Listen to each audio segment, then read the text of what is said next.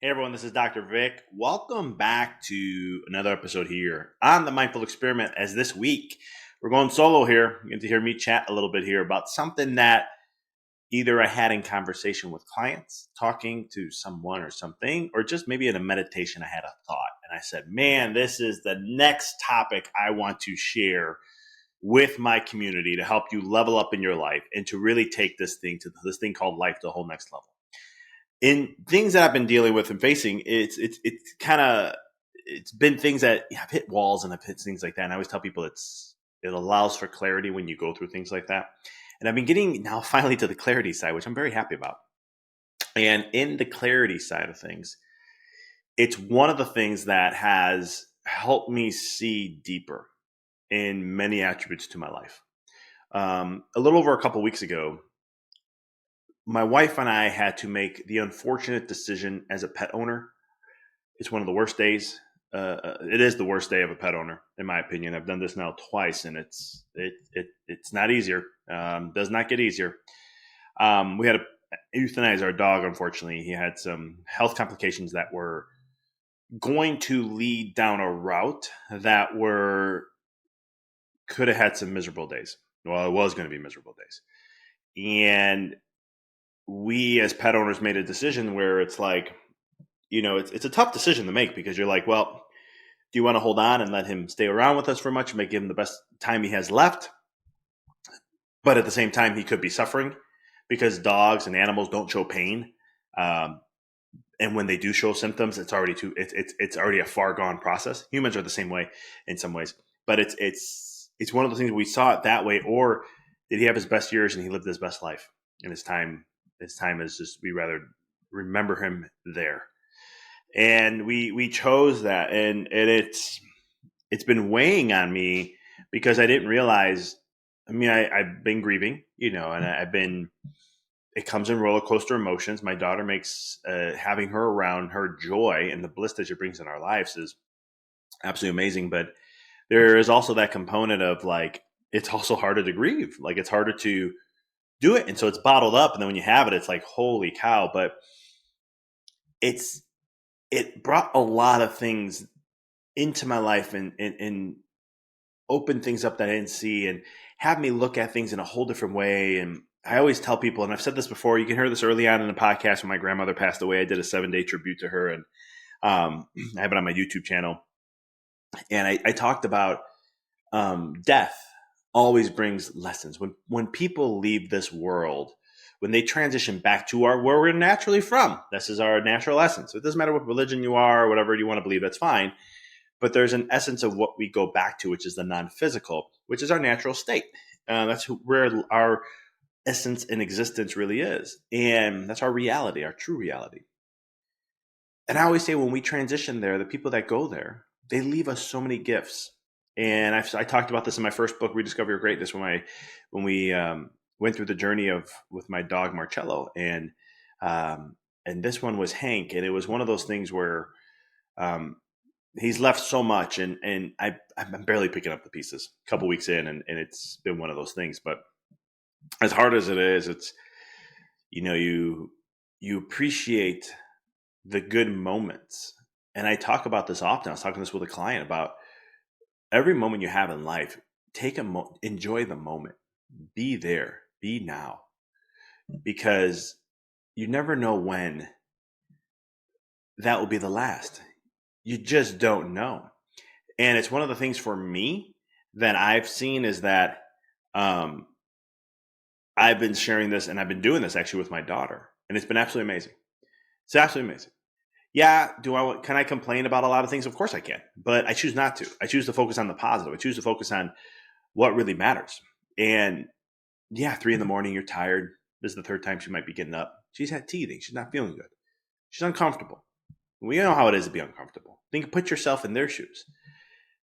And when I have to bounce her to help her go back to sleep, I think about the last moment I may have. She may never need to be bounced again. How much do I really enjoy holding her so close to me while she sleeps and goes to sleep? And there's just things in life. And my dog Hank really just, and I'm trying not to tear up here, so I'm holding up as much as I can, but he brought that in so many ways. And he really taught us so much. And so the point I'm trying to share all this with you is that I'm not looking for, I'm sorry for your loss, because it wasn't a loss. I'm not looking for sympathy or anything like that. We've gained so much. We had him for 10 years, and we were the perfect parents for him because there were so many health issues he had. He had injuries. He had all these things overcome, and we had the means, we had the finances, and we had the knowledge and the information to help him. And I think if he was with someone else, he probably would have been put back in the shelter and been euthanized at a very young age. That's just the system and the way it works, especially for pit bulls. And so it's the joy that he brought in our life and how he prepared us. And it's just bittersweet because I've talked about this before on the podcast, and I've shared this multiple times about life always works out for the greater good. It always does. That's an absolute that I know for sure. The second absolute I know for sure is that you'll never be faced with anything in your life that you cannot handle. The third thing I know for sure is that everything is in a beautiful symphony. And the thing is, we just need to get out of our way. Get out of the way and appreciate the moments and learn how to tap within to come from here and let that guide you, because it'll always guide you in the way that you need to go and where you need to be. If I take a look at where my wife and I with our daughter are in our life, if I go to take a look at all the things that my dog has given me, if I look at all the perspectives, and I've been doing this work, this was the most perfect time that he could have chose to transition. Because dogs choose. They do. I talk about it in my first book of what I went through with my dog and the decision we had to make. And I happened to connect with an animal communicator. She was a psychic medium that I worked with. And as she did talk to animals, she helped us out before with our dog, Hank. And it was fascinating where she gave us this information. Whether you believe this or not does not matter. The thing that I can just share with you is this, is that day when my dog was in the emergency vet room because he couldn't breathe, and they were trying to figure out what is creating this breathing issue he had. Yes, he was paralyzed with his one leg was paralyzed. He had both legs paralyzed. We were able to do acupuncture, chiropractic, and some other PT work to get him back up, but the one leg was just dead. The left one came back, and then all of a sudden he relapsed, and both went paralyzed again. And that was what then all of a sudden got him on the certain medications, which we believe the medications is what, based on what they can do, especially for these type of dogs, it led to his breathing stuff. But long story short, I was not there at the emergency vet. My wife went. She went to go take care of it. She was there from like 3:00 on, and I was working at the office. When I got to the emergency vet, my wife came out, and I said, "Hey, I got someone here. We're gonna connect with here in a second. She got 15 minutes. I'm gonna connect with her. I want to hear what she has to say. Is Marcello ready to go? Is he choosing to leave?" And she spewed out all this stuff that he has. She's like, he has the IV in him already. He's telling me. And I go, I don't know. Mahan, does he? She goes, yeah, he does. I'm like, and they're putting medications in him. And I'm like, I know. Mahan, does he put him in? She's like, yeah, it's happening. I was like, okay. So she started hitting all these points. And then she told us that there will come a point where he's going to want to fall into your arms and pass in your arms. And I'm just crying. I can't handle that. And so long story short, she goes, hey, he's very stressed and he needs you guys right now. Within 3 seconds, maybe 5 seconds, the vet tech comes out, and she goes, he's really stressed. He really needs you guys. And I said, thank you so much. I'll get back in contact with you. And thank you for helping us out during this time. And so, but basically he wanted to leave. So dogs choose it just like we do and so forth. And now I'm sharing this. If you're listening to this so far, this isn't the topic I wanted to get into today, but this is something it will lead to some other things, because I'm trying to, one of the things I have a vision and the purpose of being a coach and being a chiropractor is to make impact in people's lives. That is why do I do a podcast still? I don't make money off this, guys. I don't. If I do, it's very little. I do this. It's a passion, a love to share information, wealth, and knowledge, to build a community, to help enlighten individuals, to help them just become more aware of the, not even enlighten individuals, to just help you become more aware of the power of who you really are, to rediscover that greatness. If I can just do that, I serve my purpose here. And one of the things that I've been hammering in the coaching world and I continue to do this, is that, in business or in life, we think about this now in life too. It's not just in business anymore. It was in business, but now it's in every facet of our life of doing. And we think doing is going to be better and doing is going to get us to where we want to get to. Actions equals success, or actions equals fulfillment, or more or less, we are going and chasing happiness. And I can tell you, and I've said it many times on this podcast, your actions will not be equivalent to success most of the time. Okay. Most of the time. There may be decisions you make that lead to more success. Like, for example, Vanderbilt. I think it's Vanderbilt. I think his name was Vanderbilt. The guy who owned the railroad company. He was part of the railroad industry. And he was in the East Coast in New York. And there was one railroad that came across some bridge, a mountain area, and he owned it. And this is where you talk about action, right?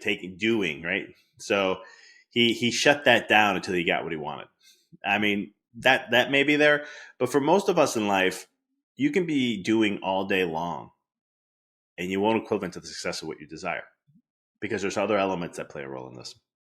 And it's those other elements that actually dictate what happens for you in your life. And also there's divine timing.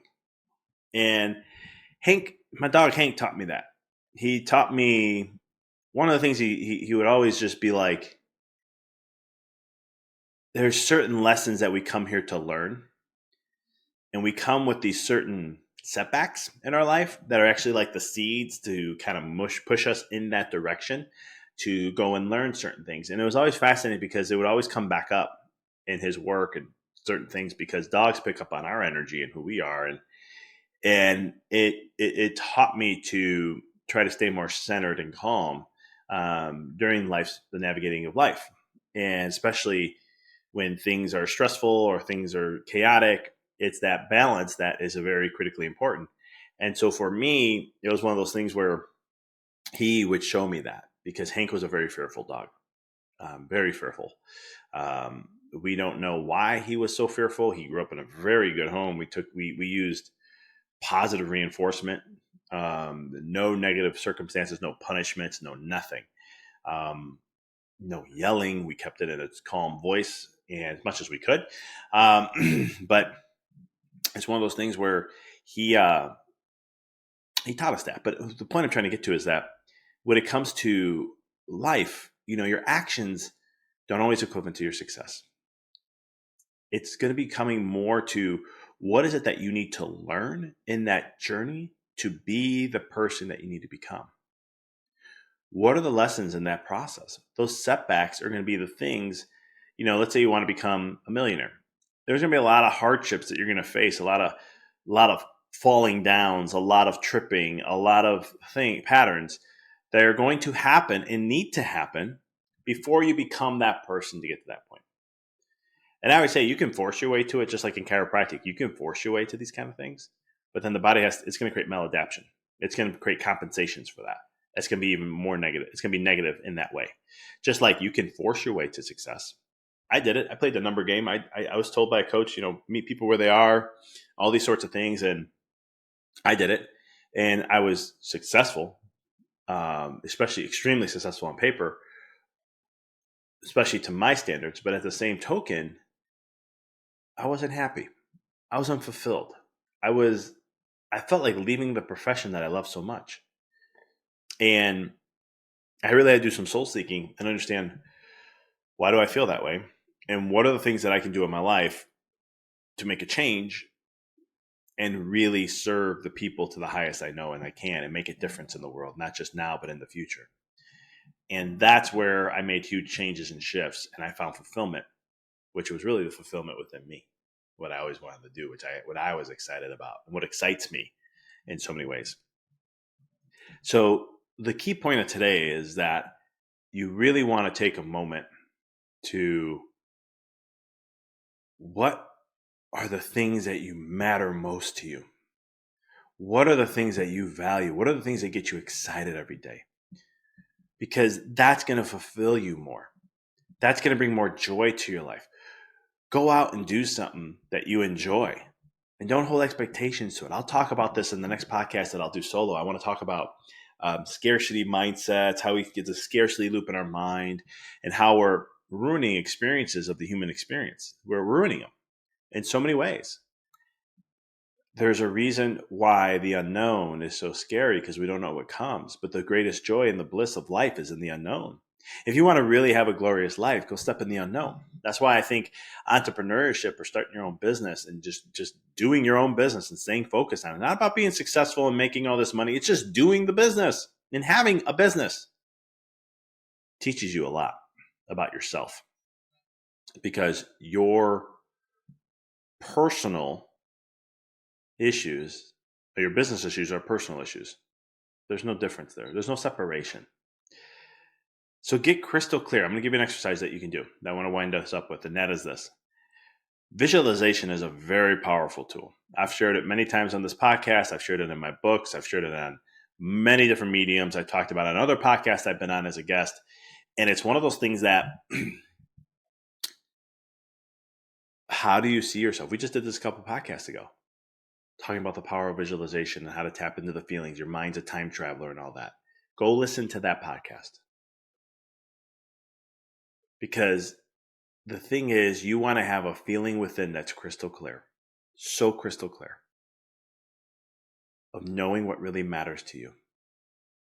The more crystal clarity you get with that, the more you will see success in your definition in your life. Not the definition of others. You got to be very crystal clear, knowing, again, crystal clear on that part too. It's defining what success means to you. In my life today, material things don't mean anything to me. Yes, you need money. Yes, I understand that. If it didn't, I do everything for free, completely for free. What I mean by all that is that even the money side, I'm not even driven by. It's the impact side. It's helping people. Is it whether it be a coach, being a client, where we're helping them find these subconscious programs, breaking them and helping them find that true fulfillment, this true joy that they would desire in their life. Or maybe a patient that I work with, or a kiddo that I'm working with, especially newborn, or a family that's looking to have a baby and they want to make sure they're doing everything they can for their health prior to. That is what brings absolute joy. And that's what I'm chasing. That's what I'm addicted to. Because I know that if I can serve people in the level that I know what I'm capable of and helping them in that process and being a guide, and whether it's coaching or whether it's a chiropractor or a nutrition coach or my functional medicine stuff I do, whatever that is, the key thing is at the end of the day, I know that I'm serving a purpose that's greater than me. I'm finding more fulfillment in my life of what matters and what's critically important. So that's where I look at that kind of component and that aspect of my life to see where my focus is. And I want you to find that for you. Find a meaning that is purposeful to you. What wakes you up? What gets you excited? What gets you so curious like a 3-4-year-old? Because let's face it, you only had to live this one life. Yes, there's multiple lifetimes, but you only live this one life as you, as who you are. I only have this one life as Vic Manzo Jr. I'll have infinite lives, but there's this one life that'll be this one. And when you're back home and you reflect on all this, your experience and all that has happened in this life, how do you want to view that? How do you want to see yourself as? Do you want to see it as you played it safe? Or do you want to say that you took some risks? Because rewards and risks, the bigger the reward, the greater the risk. But what's the value that you want to express to this world? Because the more that we can tap in within and bring that out, the more we can light up this world. And I talked all about this in my third book, Decoding the Matrix.